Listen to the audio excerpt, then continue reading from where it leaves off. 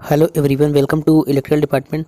आज के सेशन में हम ड्राइंग सब्जेक्ट के चैप्टर 8 का तीसरा लेक्चर देखेंगे।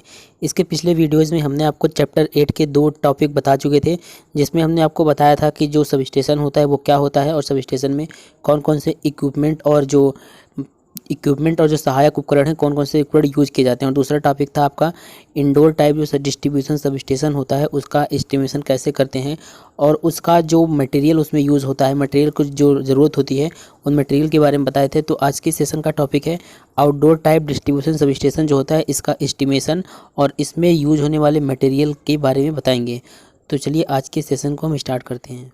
तो आज के सेशन को स्टार्ट करते हैं और देखते हैं जो आउटडोर सब स्टेशन होता है वो क्या होता है और इसके एस्टिमेशन में कौन कौन से मटेरियल की आवश्यकता होती है। तो सबसे पहले हम जान लेते हैं कि जो आउटडोर सब स्टेशन है वो होता क्या है। ठीक है, तो देखिए जो आउटडोर सब स्टेशन का नाम से ही पता चल रहा है, इस प्रकार के सब स्टेशन को हम बाहर स्थापित करते हैं।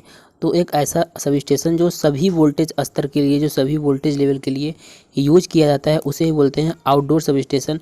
और इसमें आउटडोर सब स्टेशन जो होता है इसको इंस्टॉल करने के लिए काफ़ी ज़्यादा जगह की आवश्यकता पड़ती है।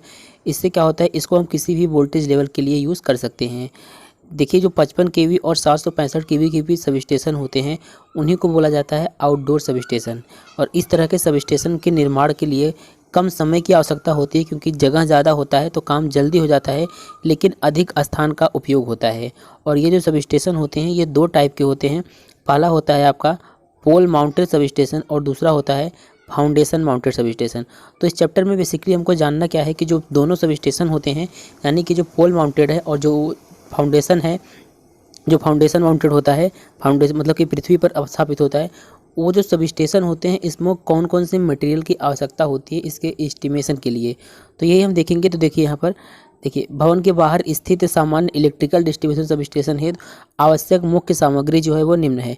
सबसे पहले हम आपको बताते हैं पोल माउंटेड सब स्टेशन का, कि पोल माउंटेड सब स्टेशन जो होता है उसमें कौन कौन से सामग्री की आवश्यकता होती है।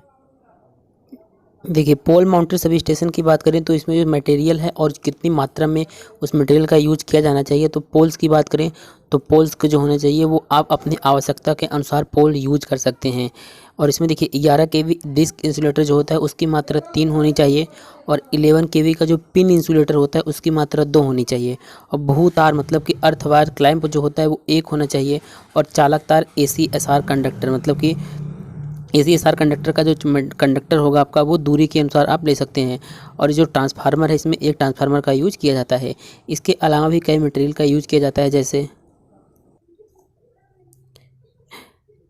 जैसे कंडक्टर वायर का यूज़ किया जाता है, जो कि 15 मीटर का कंडक्टर वायर ले जाता है। Low voltage fuse set use किया जाता है, उसकी मात्रा 1 होता है।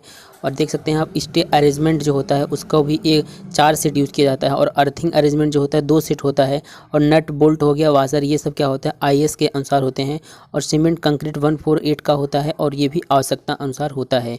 इसके अलावा अगर हम बात करें पोल क्लैंप का यूज़ किया जाता है, वो भी आवश्यकता अनुसार होता है।